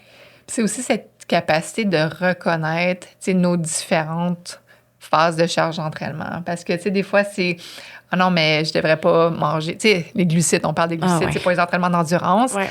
Ben, tu sais, il faut ajuster, tu sais, nos apports en glucides aussi. C'est pas juste de manger, tu sais, tout le temps une banane, tu sais, après l'entraînement qui va être suffisant, mais c'est de reconnaître, OK, qu'est-ce que j'ai fait comme entraînement aujourd'hui? C'est venu gruger plus mes réserves de glycogène, c'est plus intense, j'ai fait des intervalles. Fait que oui, c'était court, mais c'était très, très intense. Donc, je vais ajuster, tu sais, avec des glucides, tu sais, pendant, après, etc. Fait que, tu sais, cette reconnaissance-là, ben, elle demande, tu sais, à l'athlète une auto-observation, je pense, plus importante. Puis encore une fois, dans un contexte où on a vécu un trouble alimentaire, bien, ça va être plus difficile de reconnaître que, OK, j'ai besoin de plus. C'est plus difficile dans ce contexte-là. Puis par rapport aux glucides, on parle de, oui, la faible disponibilité énergétique, mais il y a un concept aussi qui est de plus en plus documenté, qui est la faible disponibilité en glucides. Et dans les études, en fait, on va observer que même un athlète qui vraiment comble ses besoins énergétiques, là, entraînement plus métabolisme de base et tout, mais qui mange pas suffisamment de glucides, peut avoir des symptômes vraiment spécifiques à ça, notamment un effet négatif au niveau de la santé osseuse, plus de fractures de stress, une irrégularité au niveau du cycle menstruel. Puis ça peut se produire vraiment juste la personne ne mange pas assez de glucides, même en ayant un apport énergétique suffisant. Donc, les glucides, c'est vraiment important. Oui, vraiment. Puis on démonise vraiment beaucoup les glucides, là, parce que moi, c'était tout le temps, ben, tu sais, si tu veux maigrir plus, mange moins de glucides. Fait que, tu sais, tantôt, elle disait qu'elle avait mangé 2 pains pour déjeuner, 2 toasts. Mais comme moi, j'ai commencé à manger des pains pour déjeuner, genre, c'était dans l'été, là, cet été, là, avec la nutritionniste, comme, qui était comme, tu peux manger des vrais pains, comme des vrais pains, là, tu peux en manger, comme, tu vas voir, tu vas pas grossir, genre, ça va vraiment te faire du bien, genre, c'est correct de manger, comme, plus que 22 grammes de glucides le matin, genre, tu vas voir si c'est correct, tu sais. Ouais, puis est-ce que tu as vu le changement au niveau de ton énergie? Je suis curieuse d'avoir ton ressenti. Je l'ai beaucoup en consultation. Ah oui, mais... une autre affaire de limite mentale que j'avais, que ça m'a fait penser, c'est que j'avais peur qu'en commençant à manger plein de glucides, j'allais avoir des cravings. Puis moi, j'avais pas vraiment de craving de sucre depuis vraiment longtemps. Puis tu sais, je voyais des fois mes amis, comme j'ai un de mes amis, lui, il ouvre un sac de bonbons, il est pas capable d'arrêter jusqu'à la fin, des trucs de même. Puis moi, ça me... Tu sais, j'étais tellement contente de pas avoir ça, parce que t'sais, surtout dans les... T'sais, des fois, j'en avais comme avant mes règles ou les premières journées de mes règles quand j'ai recommencé à avoir mes règles. Mais comme ça, j'avais vraiment peur. Fait que je me disais, j'aurais plus le contrôle, genre, sur mon alimentation. Je vais comme me mettre à faire de l'hyperphagie. Puis comme, tu sais, j'ai du monde autour de moi qui en font. Puis j'ai vraiment peur. Puis des fois, j'ai l'impression que j'ai tellement faim, je peux manger non-stop. Genre, ça m'est arrivé, là, ça m'arrive souvent des fois. Fait que là, je me dis, oh non, je veux pas développer de l'hyperphagie, genre, non. Fait que là, si j'ai des cravings, fait que là, si je mange plus de sucre, je vais avoir plus de cravings. Puis là, non. Fait que là, ça aussi, ça roulait dans ma tête. Puis là, j'étais comme, on dit tout le temps, si tu manges trop de sucre au déjeuner, genre, tu vas avoir des drops d'énergie dans la journée. Fait que là, j'étais comme, je peux pas manger des pains le matin. Faut que je mange, genre, pas de sucre le matin, sauf des bleuets ou des framboises, genre, tu sais, des trucs de même. Ouais. Puis on sait aussi que les cravings, en fait, souvent, quand les gens viennent me voir pour ça, bien, tu regardes les causes principales, ça va être un apport énergétique insuffisant, un apport en glucides insuffisant ou une mauvaise répartition des protéines ou carrément de la restriction cognitive. Donc, les pensées limitantes de « je devrais pas manger de sucre ». Souvent, quand tu viens régler ça, ce qui cause les cravings, c'est pas le fait de manger des glucides, c'est le fait souvent de s'en priver. Donc, ouais. J'ajouterais, tu sais, les gens souvent... c'est comme s'ils utilisent les règles alimentaires pour se protéger. Puis c'est tout à fait logique. Il y a comme une menace qui est perçue. Puis c'est justement, j'ai peur de perdre le contrôle, j'ai peur de trop manger, de glucides ou de pas pouvoir, manger juste 2-3 bonbons puis de passer au travers du sac. Fait que la personne va se sentir beaucoup plus en contrôle, entre guillemets, de se dire, ben je vais juste pas en manger. Ou je vais être plus restrictif, comme ça, je vais justement me sentir plus en sécurité. Puis comme tu le disais, Myriam, c'est quelque chose qu'on travaille en consultation. Puis en fait, c'est une exposition graduelle à ces peurs-là. Puis on fait réaliser à la personne que, OK, mais ta peur était réelle. C'était justement d'avoir des crises d'hyperphagie, mais en s'exposant graduellement, ben finalement, on réalise que ça n'arrive pas aussi. Mais si on s'y expose pas, on va perdurer, ou on va continuer à avoir cette peur-là. Mais depuis que j'ai, par exemple, ça, j'avais peur de ça, puis ça arrive, là, maintenant, j'ai des cravings de sucre que j'avais pas avant, là. Mais je vais pas finir un sac de bonbons au complet, mais comme je crave du sucre, on dirait, puis que comme quand je prends le sucre, genre, je me sens soulagée, là, ce que avant j'avais pas, Des fois, chez les athlètes, on va l'observer. Moi, souvent, des gens qui ont un bon volume d'entraînement, si ça a donné que pour une raison quelconque, dans cette journée-là, ils n'ont pas mangé suffisamment de glucides, que ce soit à l'entraînement ou à l'extérieur, des fois, ça va se traduire après par des envies de sucre, plus en soirée. Puis, c'est un peu, le corps est intelligent, il va demander ce qui lui a manqué. Je sais pas, Alexa, c'est quelque chose que tu vois aussi. Tout à fait, c'est ça. Mais en fait, c'est qu'avant, tu permettais pas à ton corps de te donner ce signal-là parce que tu n'en mangeais pas de glucides. Tu disais non. Fait que là, il osait même pas envoyer le message en disant comme, tu devrais augmenter un petit peu tes glucides. Fait que c'est justement un signe, que, comme tu l'as expliqué, que dans le fond, cette journée-là, le corps n'a pas atteint ses besoins en glucides. Donc, réajuster. Puis une autre peur aussi, parce qu'on parle beaucoup des limites mentales. Mais c'est important. Ah oui, puis t'as posé une question tantôt, t'as dit si j'ai vu un changement en mangeant du pain le matin, puis tout. Oui, vraiment. Ouais. C'est comme c'est pas vrai que j'avais des crashs dans ma journée comme que je pensais que j'allais avoir en mangeant des glucides le matin. J'en avais pas. Même mon énergie, j'avais déjà comme de plus en plus d'énergie, puis j'avais déjà retrouvé mes règles, mais mon énergie était vraiment bonne. Là, je le sentais, j'étais plus focus sur mes trucs puis tout. Nice. J'ajouterais juste quelque chose, mini parenthèse par rapport à ça, juste normaliser le fait que c'est pas tout le monde qui va voir des bienfaits rapidement quand ils changent leur alimentation. Ah non, moi au début, je voyais rien. Ça m'a pris vraiment longtemps. Ça fait 2 ans là, que je suis comme dans ce processus-là presque. Là, puis ça a pris 1 an avant que mes règles redeviennent normales. Même plus quasiment. Là. Mettons, 1 an. C'est normal. Ça peut prendre jusqu'à 1 an. Mais c'est juste pour dire aux gens qu'il y a comme cette zone grise-là où... Il faut faire confiance un peu. Il faut faire confiance. Puis si on attend juste d'avoir les feedbacks positifs tout de suite, ben là, on arrête de faire ces changements-là. Fait que c'est pour ça que je suis contente que tu mentionnes aussi que c'était pas instantané parce que souvent, ça va faire en sorte que les gens vont essayer une journée. J'ai mangé 2 toasts. Je me sentais pas bien, mais souvent non, mais au début, je me sentais pas bien. Les premières journées, j'avais des ballonnements, j'avais comme mal au ventre. Puis tout, ça a pris du temps là, avant que ça replace. Puis... la limite mentale, une autre que tu voulais nommer. Oui, mais je voulais dire quelque chose à propos de quand j'ai retrouvé mes règles, puis là, j'ai oublié. Ah oui, c'est qu'au début aussi, quand mes règles ont commencé à revenir, c'était juste des cycles comme... Tu sais, mettons, j'avais des cycles de 112 jours, des cycles de 142 jours, des trucs comme ça. Tu sais, j'avais mes règles genre 3 fois par année, le max, là, mettons. Puis là... tu sais, ça réduisait, là. Fait que là, j'avais des cycles de 60 jours. Là, après, j'avais des cycles de 54 jours. Après ça, j'avais des cycles de 40 quelques jours. Tu sais, comme, ça réduisait, tu sais. Fait que c'est pour ça que je dis que ça a pris comme 1 an avant que ça revienne, parce que c'est ça que ça a fait, en tout cas pour moi. Après, je sais pas les autres, mais tu sais, moi, je sais que c'était ça. Ça a pris du temps. Une autre, c'est que, mettons, je me disais, mais là, je m'entraîne pour un marathon. Ou, tu sais, l'année passée, quand j'ai fait 6 demi-marathons, j'étais comme, tu sais, je fais 6 demi-marathons cette année. Fait que comme j'ai un haut volume d'entraînement, fait comme ça... Puis je mangeais pas tant que ça non plus l'autre année d'avant, là, mais, tu sais, mettons, j'étais comme, c'est correct si je mange plus parce que, tu sais, je m'entraîne vraiment beaucoup, puis, tu sais, je fais tout ça. Mais comme... Là, cette année, là, ma plus grande peur, là, c'était, mais là, je mange tellement, quand ma saison de course va se terminer, je vais grossir. Je vais devenir full grosse. Mais tu sais, comme là, moi, j'ai fini ma saison de course, ça fait comme presque 2 mois maintenant, puis 1 mois et demi maintenant, puis j'ai pas repris du poids.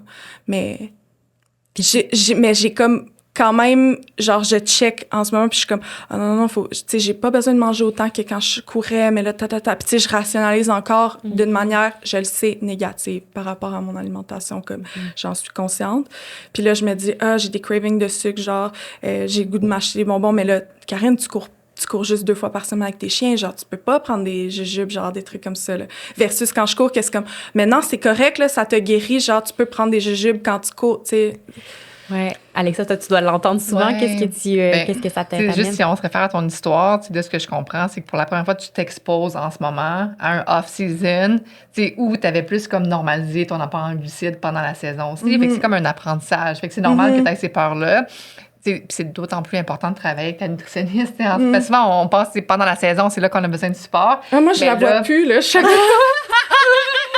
Mais n'hésite pas pour vrai, parce que des fois, de recadrer un peu dans le off-season, ça c'est que les peurs sont différentes. Ouais. Fait que toutes les peurs, dans le fond, puis le travail à faire pendant que l'athlète s'entraîne, vont être tout à fait différentes pendant le off-season aussi. Parce que là, je suis comme, faut que je prenne des électrolytes sans sucre versus toute ma saison de course, si je prenais des électrolytes avec sucre. Genre des trucs de même. Là. C'est pour ça que, il y a plusieurs phases à ce réapprentissage-là. Puis, chaque phase d'entraînement, parce que quand on parle de période de repos, ça fait partie aussi de la périodisation de l'entraînement.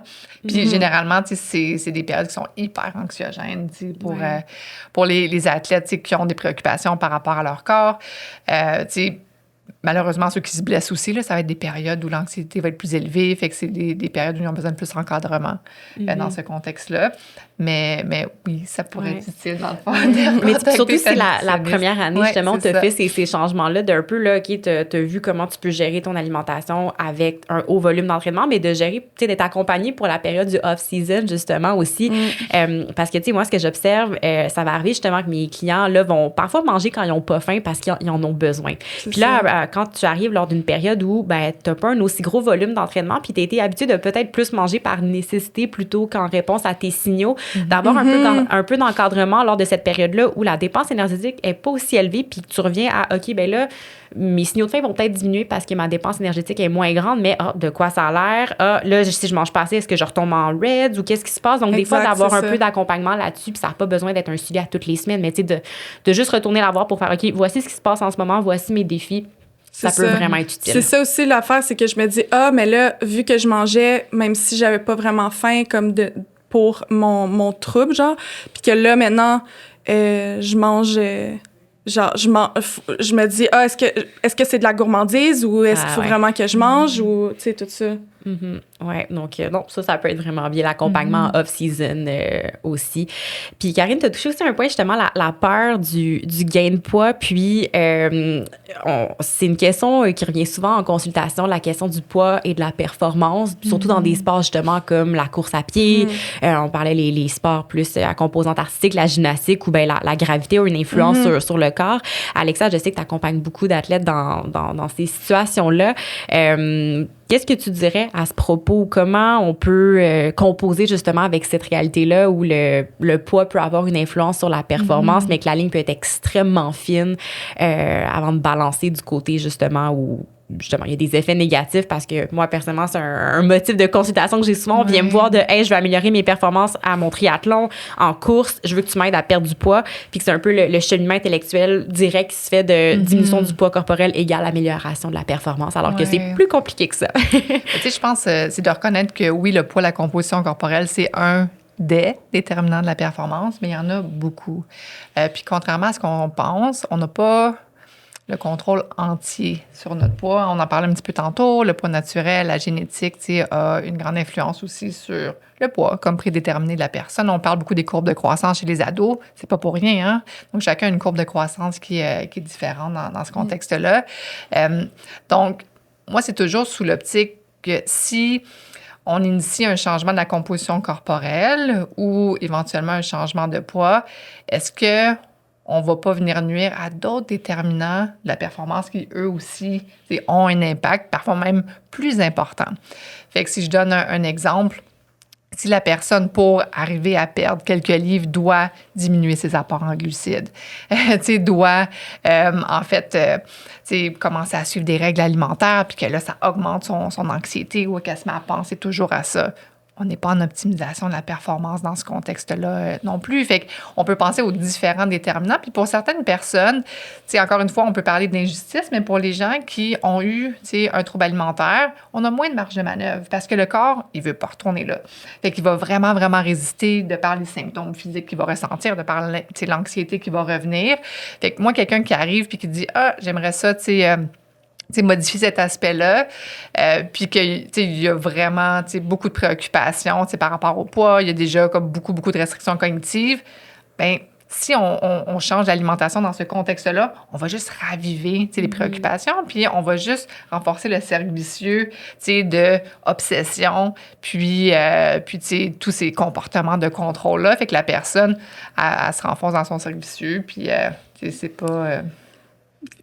Vous parlez, Mais non, vas-y. Mais vous parlez beaucoup, vous dites athlète, mais tu sais, moi, je suis pas une athlète. Ah, mais moi, je l'ai vécu quand même. Comme une athlète. Moi, je te considère comme une athlète. Mais tu sais, moi, mettons, ma motivation, c'était pas comme de faire des temps, faire des podiums ou whatever. Moi, ma motivation, pourquoi je cours, c'est comme pour ma santé mentale. C'est parce que ça me fait vraiment sentir bien, parce que j'ai du fun à faire ça. Fait que là, j'aime ça me donner des objectifs. Mais tu sais, je vais jamais faire de podium. Je veux pas faire de podium. J'ai pas comme de gros objectifs de compétition, de quoi que ce soit. Fait que comme c'est aussi une autre raison pourquoi que tu penses jamais que tu vas avoir un trouble comme ça ou tu sais comme que tu penses non plus jamais que c'est le sport qui influence ça parce que t'es comme mais non, le sport c'est vraiment ce qui me fait du bien, tu sais, c'est vraiment genre la chose qui est positive dans ma vie puis que j'ai besoin comme pour être en santé. Ouais, non, mais puis tu sais, c'est un bon point que tu nommes où des fois, justement, le terme athlète, on va penser que c'est les gens qui font ça de façon professionnelle, mais on dirait, moi, je le vois d'une façon plus globale, une personne, justement, qui est passionnée par son sport, qui en fait beaucoup par passion pour le bien-être au niveau de la santé mentale, sans avoir d'objectif de performance. Je pense qu'il y a beaucoup plus de gens qui peuvent rentrer dans ce... tu sais, je me donne des petits objectifs, mais pas... c'est pas comme des athlètes que je connais ou des podcasts que je suis, puis tu sais, whatever. Ouais, en tout cas, moi, je te considère comme une athlète. Je suis pas marathonienne, puis j'admire beaucoup les gens qui ont réussi à faire des marathons. Mais ouais, puis Alexa aussi, par rapport au poids et la performance, moi, des fois, quand on me l'amène, tu sais, c'est un peu comme si on a plein de cartes sur la table pour améliorer la performance. Puis le poids peut en être une, mais c'est une carte, en fait, qui peut venir te faire du mal. Ouais. Alors que, ben, pour améliorer ta performance, tu peux améliorer la qualité de ton sommeil. Puis ça, en fait, les probabilités que ça te fasse du mal sont à peu près nulles ou inexistantes. Donc, est-ce qu'on gagnerait pas plus à aller jouer sur ces cartes-là de, eh ben, OK, pour améliorer ta performance, il y a oui le poids, mais est-ce qu'on pourrait réduire ta consommation d'alcool, améliorer ton temps de sommeil, faire en sorte que tu manges plus, augmenter tes apports en glucides? Puis ça, c'est des points sur lesquels on a plus de certitude qu'il va avoir un effet bénéfique, puis que le risque d'effet négatif, c'est toujours la balance, tu sais, risque-bénéfice qui est importante à considérer. Puis, ouais.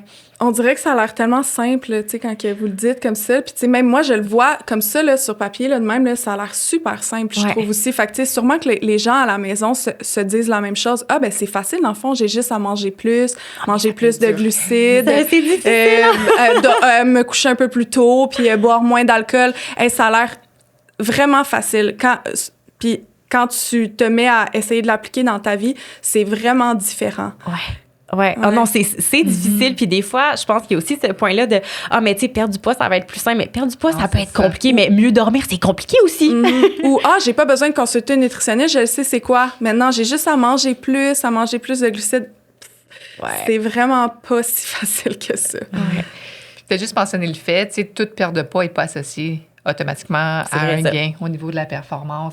Puis, tu sais, pour avoir, ça fait 20 ans là, que je suis nutritionniste, puis, tu sais, pour avoir accompagné beaucoup d'athlètes dans leur cycle olympique, puis, tu sais, plongeons, j'ai fait 3 cycles olympiques, dans le fond, avec eux, fait que c'est beaucoup, c'est fois 4, fait que c'est beaucoup d'années. Fait qu'on avait vraiment, tu sais, des profils, là, tu sais, anthropométriques des athlètes dans les années en patinage artistique pareil. Puis, pour beaucoup d'athlètes, ils m'ont dit, j'ai pas eu mes meilleures performances dans les années où mon poids était nécessairement le plus bas aussi. Fait que c'est aussi cette espèce de reconnaissance-là.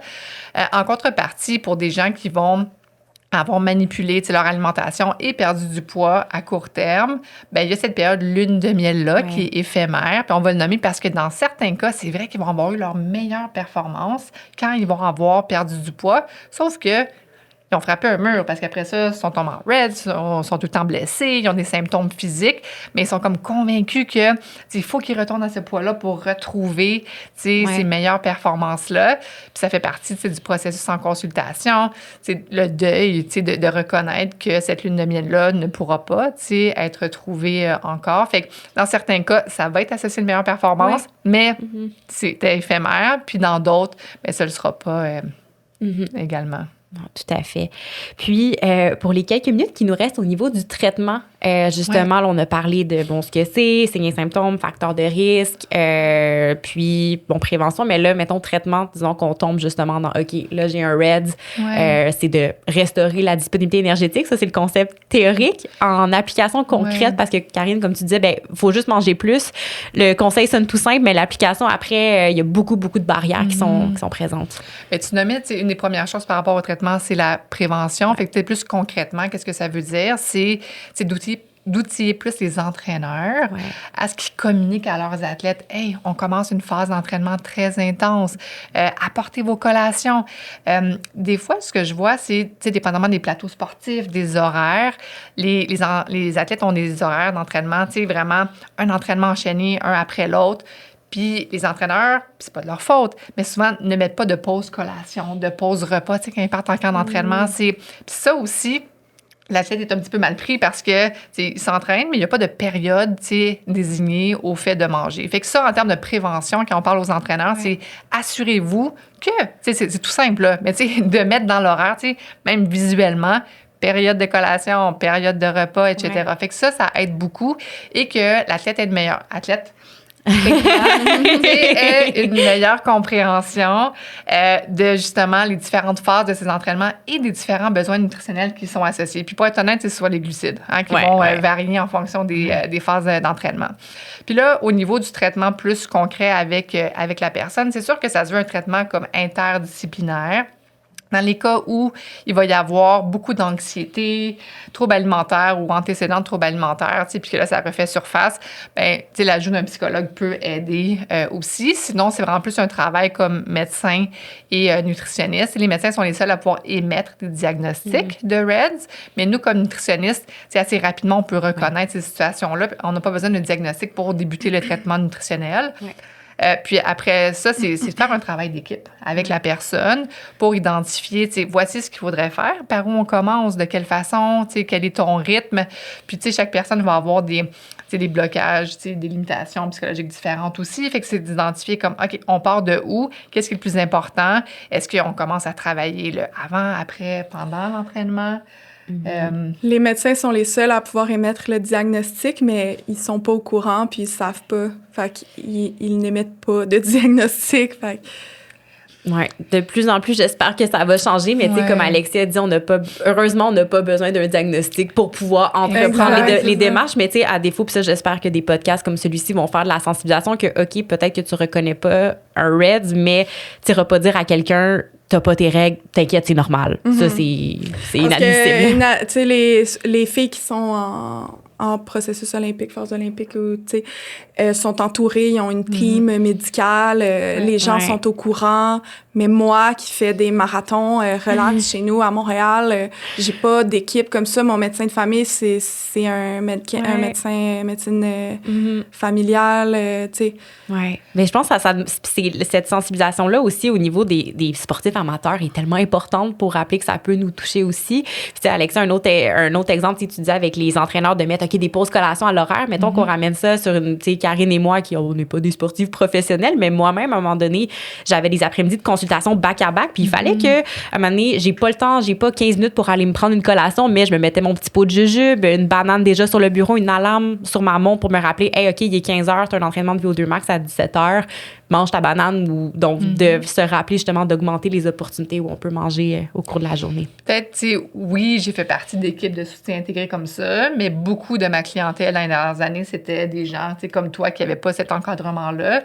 Puis, je pense que le message clé, c'est, puis on va prêcher un peu pour notre paroisse, mais c'est d'aller voir une nutritionniste du sport parce qu'on est formé en REDS. Puis moi, je fais le lien avec le médecin de famille. Moi, honnêtement, je contacte chacun des médecins avec qui je travaille. Je vais envoyer toute la documentation. Puis il n'y a pas une fois où le médecin m'a envoyé promener en disant comme, hey, je ne sais pas de quoi tu parles. Au contraire, ils m'ont dit, c'est toi l'experte. Fait que je vais suivre, dans le fond, tes recommandations par rapport à ça. Fait que ça fait partie, je pense, de notre rôle aussi comme nutritionniste du sport, d'aller éduquer les médecins qui ne sont pas formés en sport. Puis là, on les sensibilise c'est encore plus à la cause. Ben, moi, je suis pas nutritionniste, fait que je prêche pas pour votre paroisse, mais j'ai consulté ChatGPT. C'était vraiment de la merde, là. Ça a vraiment pas bien été. Là. Puis ensuite, j'ai consulté une nutritionniste, puis ça a vraiment bien été. Fait que je suis comme... Puis j'arrêtais pas de chicaner ChatGPT, puis je disais, ça marche pas. Puis encore, c'était tout le temps de la merde. Là, il devait dire, je m'excuse, tu as raison. Puis là, il me donnait d'autres affaires, puis là, j'essayais, puis ça marchait pas, puis j'étais là... Puis la nutritionniste aussi, une autre affaire que c'est plein de détails aussi qu'on pense pas, mais mettons, moi, le sucralose, je ne digère pas du tout. Mais il y a plein d'aliments que je pensais pas, que je digérais pas. Puis tu sais, comme c'est en y parlant, puis tout, puis là, elle était comme à cible. Ah, ben le sucralose, t'as l'air de pas digérer parce que ça fait que t'as eu des symptômes, puis là, puis elle fait des liens, puis elle est comme, réessaye, on va le voir, puis là, ciblé, le sucralose, je le digère pas. Ouais. Comme, mais ça, ChatGPT pourra jamais te le dire. Non. Fait que, puis quand j'ai compris le sucralose, ça a changé vraiment beaucoup de choses, là. Vraiment, là, genre, mes troubles digestifs... Ben, vraiment beaucoup de choses, là, je dis pas. Ça... Mais, tu sais, il y a plein de troubles digestifs qui ont vraiment réduit. Ou, tu sais, des fois, juste des inconforts, que j'ai un peu mal au ventre. Mais, tu sais, j'avais pas des gros symptômes, mais... Puis, de reconnaître ça quand tu parlais justement de boire ces glucides. Il y a beaucoup de poudres de glucides sur le marché qui vont contenir du sucralose. Donc là, de savoir que, OK, ça marche pas, puis ça va t'aider à trouver un produit, justement, que tu tolères bien, puis qui te permet après de fly sur tes marathons. Je peut-être juste mentionner, parce que c'est quand même important, puis on n'est pas dans le détail. T'sais, même si je disais on n'a pas besoin de diagnostic pour initier le traitement nutritionnel, on va quand même impliquer le médecin, parce que le diagnostic du RED, c'est un diagnostic par exclusion. Fait que, nous, on va identifier beaucoup de symptômes. Puis oui, par expérience, rapidement, on peut dire, OK, ça semble être un profil RED, mais c'est quand même important pour le médecin d'aller faire des investigations médicales pour dire comme, OK, est-ce qu'effectivement, tel symptôme médicaux, ça pourrait pas être autre chose? Parce que c'est ça, en fait, un diagnostic, c'est par exclusion. C'est parce que beaucoup, il va y avoir plein de symptômes. Mais il n'y a pas comme un biomarqueur biologique qui va dire comme oui, non, comme un test de grossesse qui dit red, pas red. Fait que ça complexifie beaucoup, je pense, que le diagnostic dans ce contexte-là. Mais juste pour mentionner que c'est important d'aller investiguer aussi au niveau médical pour voir est-ce qu'il y a autre chose qui se passe en parallèle. Parce que, tu sais, Karine, tu nommais la déficience en fer qui avait été... il y a certaines nutritionnistes qui ont le droit de prescrire des prises de sang, mais pas toutes. Donc, si justement, tu as une fatigue chronique, puis oui, on restaure ton apport énergétique, mais que s'il y a une déficience en fer, bien ça, il faut la traiter. Est-ce que c'est un supplément? Est-ce que c'est un traitement IV? Peu importe. Donc, d'impliquer le médecin pour ces autres parties-là, c'est important. C'est important aussi. Pour conclure tranquillement, Karine, toi qui es passée au travers de ça, qui est encore un peu là-dedans aussi, est-ce qu'il y a des choses que tu te dis aujourd'hui, maudit que j'aurais aimé savoir ça, ou des choses que les gens qui écoutent, t'aimerais que c'est ça qu'ils retiennent de ton parcours ou des apprentissages que tu as fait sur le REDS? Moi, ce que je dis à tous les sportifs d'endurance, c'est tu manges probablement pas assez de glucides. Puis je pense que c'est ça que... Tu sais, je pense honnêtement que le pourcentage d'athlètes ou de sportifs qui mangent suffisamment de glucides, c'est vraiment pas beaucoup. Puis t'as raison scientifiquement. C'est ça qui est documenté. Fait que moi, c'est la première chose que je dirais à tout le monde. Là. À chaque fois que j'ai des amis qui disent « Ah, moi aussi, j'aimerais ça commencer à courir des demi-marathons », je suis comme « Va voir une nutritionniste, honnêtement. » Comme vraiment, il faut vraiment que tu manges beaucoup de glucides. Comme avant d'aller courir, toujours tes glucides. Pendant, tu sais, commence pas à faire... des distances sans avoir des glucides, je te le dis, là, si tu fais 5, 6, 7 km, c'est correct, là, mais direct que tu fais plus que ça, je te le dis, là, genre, faut vraiment que t'en prennes. Tu vas voir, à long terme, ton corps, il va devenir tout fucké si tu le fais pas. Ah, j'ai envie de prendre cet extrait-là, puis genre, crier sur tous les toits, mon Dieu. Mais ça fait du bien d'entendre ça. Mais oui, je pense que c'est un très, très bon take-home à avoir. Toi, Alexa, qu'est-ce que tu aimerais que les gens retiennent autant de la discussion qu'on a aujourd'hui que de tes 20 ans d'expérience pratique? De ne pas attendre que ça aille mal avant d'aller consulter en nutrition du sport. Fait que, parce que c'est souvent ça, quand c'est les parents, c'est « Ah, mais c'était pas si pire que ça » ou les entraîneurs « Ah, mais c'est pas encore un réel problème. » Allons voir, justement, prévenons la situation. Donc, même si oui, dans certains cas, ça a des enjeux de performance, mais des fois, c'est juste pour avoir du plaisir dans son sport. Mais oui, c'est ça. Moi, c'est juste courir, ça. Quand on a je veux juste être bien. Je veux rire quand je traverse la ligne d'arrivée. Je veux pas me sentir toute Exactement. Ouais. Mais je pense que tout ça, peu importe l'objectif ultime, ça passe par une bonne nutrition aussi. Puis, la nutrition du sport, c'est vraiment une expertise. Oui, exact. Ouais. C'est ça que j'ai compris aussi. Ouais. Puis, tu sais, moi, avant, là, je mangeais le nombre de glucides que je mangeais par jour et le nombre de glucides que je mange quand je fais un 12 km. Wow, ouais, le changement. Fait que ouais. puis j'étais comme, mais là, tu sais, j'ai mangé tellement de glucides pendant mon 12 km, je devrais pas en manger le reste de la journée. Mais après ça, c'était comme, non, faut vraiment que t'en manges encore vraiment beaucoup le reste de ta journée. Oui. Comme... Tout à fait. Non, puis tu sais, après, ça, c'est toute une autre discussion, mais il y a les besoins, tu sais, de base. Puis après, la quantité de glucides à l'entraînement, tu sais, tu peux augmenter, tu sais, quand même beaucoup selon l'intensité et tout. Donc, déjà, de commencer à en manger pour après te donner la chance d'aller explorer le fun que tu peux avoir à manger plus, puis aller pousser de l'intensité. Ça, c'est incroyable. Une autre affaire que j'ai appris, mais ça, je l'ai appris à la fin de cette année, de ma saison de course de marathon, c'est que manger pendant l'entraînement, après l'entraînement, c'est un entraînement aussi. Ah, ben oui. Puis, tu sais, des fois, là, tes courses, t'es comment, tu sais, je sais pas, comme si tu pourrais skipper ou, tu sais, c'est pas si nécessaire. Non, mais c'est nécessaire parce que cette course-là, c'est elle que tu vas te pratiquer que ton corps va se pratiquer à manger, puis moi, j'ai vraiment beaucoup de misère, puis je l'ai pas faite à la fin de l'année, puis